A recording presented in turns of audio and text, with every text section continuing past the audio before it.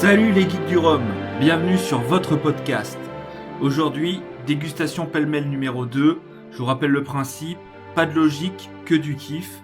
Et n'oubliez pas, les dégustations, c'est subjectif. Chacun ses capteurs, même si, il faut se l'avouer, on a des marqueurs communs. Allez, let's go aujourd'hui, 2 notes de dégustation et une en semi-direct. C'est-à-dire que je viens tout juste d'écrire la note de dégustation. J'ai le verre encore qui est bien plein. Ça sent bon. Aujourd'hui, on va au Mexique, à Tahiti et en Martinique. 3 rhums plutôt jeunes. Mais on va être étonné, vous allez voir, on va bien rigoler. Allez, c'est parti. Let's go le Mexique. Alors pour le Mexique, on a un rhum blanc. C'est le El Destilado de chez Oaxaca Rhum. Il titre à 41,5 degrés. Donc on est au Mexique, c'est un rhum de pur jus. Le jus a fermenté pendant 5 jours et il a été distillé en alambic maison en acier et sans filtration. La robe, on est sur quelque chose de plutôt cristallin, assez gras. Au niveau du nez, banane fraîche à fond, c'est légèrement poivré et il y a quand même un côté végétal type aloe vera qui est quand même bien présent. En bouche, on retrouve ce côté gras, sûrement apporté par ce côté un peu aloe vera, et aussi le côté frais du végétal qu'on a senti au nez. L'alcool est plutôt bien intégré et il y a un petit côté menthol qui se fait ressentir. Sur la finale, on est plutôt sur des amandes, de la poire. Elle est plutôt légère, elle est pas très persistante, elle est même plutôt très courte. Je pense que s'il y avait eu plus de watts, elle aurait été un peu plus longue et surtout, je pense que les goûts auraient été plus marqués sur cette finale.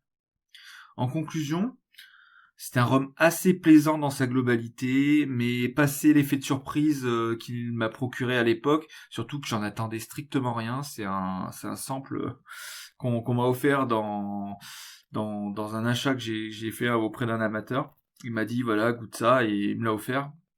Je sais plus pourquoi, il me devait quelque chose sûrement. Mais donc voilà, j'en attendais strictement rien.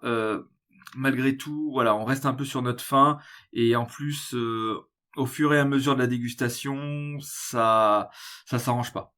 Ça s'arrange pas. Bon, toutefois, c'est un rhum blanc qui est plutôt sympathique. On est sur une quille qui coûte 45€. Voilà, si vous avez l'occasion d'en boire, vous me direz ce que vous en pensez. Je pense que voilà, de là à l'acheter, j'en sais rien, mais si vous tombez dessus, pourquoi pas. Je lui ai mis quand même une note de 13/20. Je pense que ça vaut entre 12 et 13/20. Voilà. Deuxième dégustation. C'est parti, on part à Tahiti. Je tourne les pages de mon petit calepin comme d'habitude. Hop, on y arrive. Voilà, on arrive à Tahiti. Il fait beau. La mer est cristalline. Allez, c'est parti. On est sur le rhum Manutea VO ex Banyuls, qui est une sélection de Rhum Attitude. Rhum Attitude, je vous le conseille, c'est un site internet franchement super pour commander ces rhums. En plus, ils ont une panoplie de samples qui est vraiment importante. Enfin, moi, je sais que je commande souvent chez eux, donc je vous le conseille. Ce rhum Manutea, on est donc à Tahiti. C'est un rhum qui a vieilli 3 ans sous le climat tropical. C'est un millésime 2017. Le vieillissement a été fait en fût de Banyuls. On est sur un single cask, c'est-à-dire qu'il n'y a eu qu'un seul fût qui a permis cet embouteillage. On est sur du pur jus de canne. Il a été embouteillé brut de fût et il titre à 58,7 degrés. C'est un embouteillage limité à 300 bouteilles. La robe, on est sur un orangé profond et scintillant. Au niveau du nez, ça a vraiment du corps.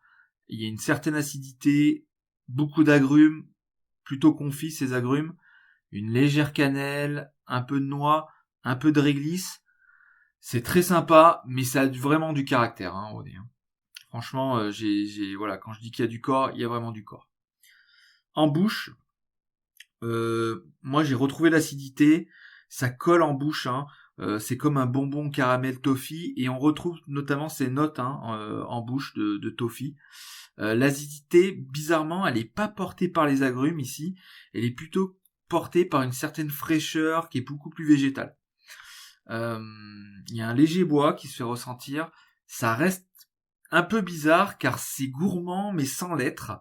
Les fruits, il y a quelques fruits exotiques qui s'expriment dans cette bouche. La finale, elle est plutôt longue, même assez longue, ça reste bien en bouche, mais le gourmand qu'on avait un peu à la bouche n'est plus du tout là. Là, on est vraiment sur le végétal, limite mentholé, accompagné de fruits mûrs. Enfin, de fruits mûrs. Ouais, c'est des fruits, mais c'est pas mûr comme pourri, hein. C'est mûr plutôt. C'est des beaux fruits, quoi. Et c'est plutôt très frais, hein, comme final. Ma conclusion sur ce rhum, c'est un rhum sympa, mais qui, j'ai l'impression, est un peu né sous le signe des Gémeaux. C'est-à-dire qu'il y a un frais gourmand qui se combat sans arrêt, à mon goût. Et j'ai une expérience un peu bizarre. Je sais pas, j'ai pas su vraiment le. C'est quelque chose, j'ai pas réussi à vraiment dompter, je pense, ce côté frais gourmand en même temps. Je sais pas si c'est le rhum qui se cherche un peu, ou si c'est moi qui ai pas réussi à vraiment le dompter. Malgré tout, le rapport qualité-prix est très bon au vu de l'expérience, et surtout au vu des caractéristiques du produit, hein. Je le rappelle, on est sur un single cask qui est brut de fût, qui est limité à 300 bouteilles. Donc voilà. En plus, franchement, je disais qualité-prix plutôt convenable parce qu'on est à 80 € la bouteille. Ça me paraît pas mal. On est sur un rhum de Tahiti, c'est plutôt original. Moi, je pense que, enfin, en tout cas, je l'ai noté 14 sur 20. Voilà, je pense que c'est entre 13,5 et 14, c'est sa note.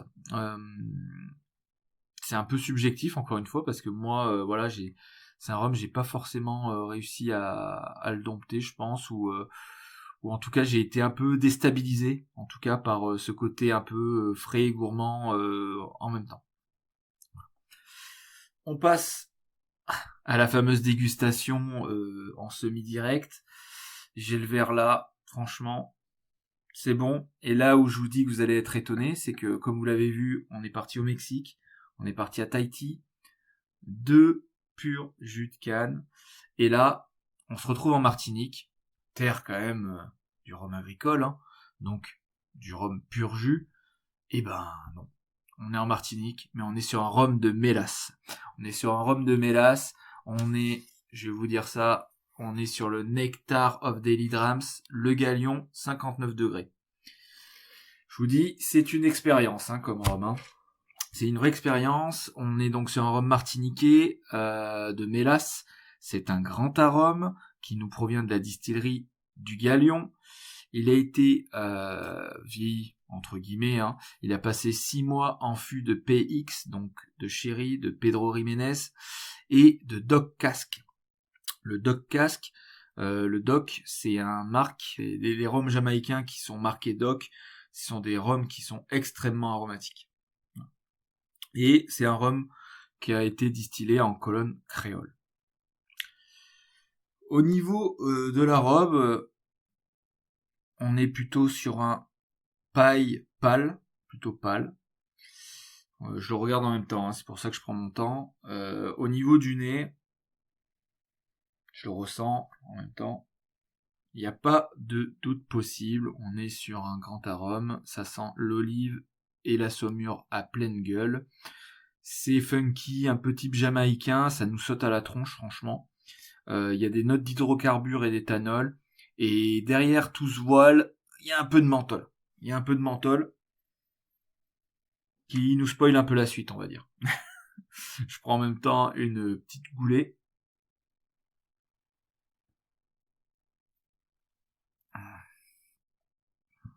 Ouais.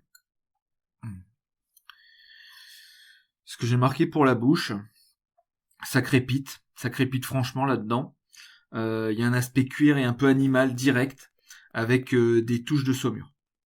Mais juste après, C'est genre, allez, 20 secondes après, 20-30 secondes après, il y a des notes médicinales là qui prennent le pas, avec qui après se transforment un peu en notes fraîches de menthol. Enfin, c'est très frais en fait par la suite. C'est très très frais. Et la finale, eh ben, on est toujours sur cette fraîcheur. Ça prend bien toute la bouche et il y a une belle persistance. J'en reprends une goulée parce que moi, c'est un rhum que j'avais goûté à l'époque. On me l'a, pareil, c'était un sample qu'on m'avait offert dans un lot que j'avais acheté. Et j'en attendais rien de spécial. J'avais vraiment aimé. Je m'étais dit, waouh, c'est une super expérience. Et j'ai essayé de le retrouver pour pouvoir. À l'époque, j'avais pas écrit de note de dégustation et je voulais absolument en écrire une. Donc, c'est fait aujourd'hui. Je me reprends une goulée, comme je vous ai dit, parce que c'est vraiment bon. Mm. Avant de conclure sur ce rhum, mais en conclusion, je vais vous dire ce que j'ai écrit. Hein. C'est j'ai vu, j'ai bu, il m'a vaincu. C'est un rhum qui laisse franchement pas indifférent, pour le meilleur et pour le pire. Je m'explique. Euh, Moi, j'aime bien les expériences, il n'y a aucun problème. Je suis plutôt quelqu'un d'aventureux dans le rhum. Je pense qu'il y en a, ça peut vraiment déstabiliser et ça me peut vraiment pas plaire. Notamment pour des amateurs qui viennent de commencer, je le conseille pas du tout. C'est très spécial. Après, voilà, si vous voulez y aller, c'est pas du tout un rhum glouglou. C'est très bien. Là, j'ai un verre, ça me suffira largement. Un sample, c'est très bien de temps en temps aussi. Je me vois pas acheter une bouteille. Mais voilà, l'expérience est super. Et franchement, pour le prix, ça vaut le coup. C'est une bouteille qui est sortie à 65 €. Je pense que maintenant, sur le marché gris, c'est compliqué. Le fait que ça ait un grand arôme et que ça a été notamment vieilli, encore une fois, entre guillemets, en tout cas, le fait qu'il ait passé 6 mois en doc casque fait que c'est souvent des rhums qui sont prisés, notamment des geeks et surtout des gens qui aiment s'éclater un peu le palais. C'est vraiment des rhums qui vous fracturent et, ça, voilà, il y a certaines personnes qui sont très friandes de ça, et je pense que sur le marché gris, franchement, je suis pas allé voir, mais j'ai vu, je crois que en préparant un peu ma note par rapport aux caractéristiques, je crois que j'ai vu plus de 100 € sur eBay. Je suis pas franchement étonné, mais voilà. Par contre, là, c'est beaucoup trop. Mais à l'époque, à 65 €, ouais, why not? Why not? C'est un rhum que j'ai noté 15,5/20. Moi, il m'a plu. Il m'a franchement plu. C'est un rhum vraiment intéressant. Comme je vous l'ai dit, là, on a fait que des rhums jeunes ce soir. Moi, j'ai bien aimé le fait, voilà, d'avoir fait des purs jus et puis de se retrouver en Martinique, mais en fait, on est sur un rhum de mélasse. C'était très rigolo pour moi. Euh, et puis, euh, et puis voilà, c'est un rhum que je voulais vous faire partager. J'en reprends encore une goulée parce que c'est vraiment bon avant de vous dire au revoir. Ouais, c'est super. En tout cas, j'espère que cette petite dégustation pêle-mêle vous a plu.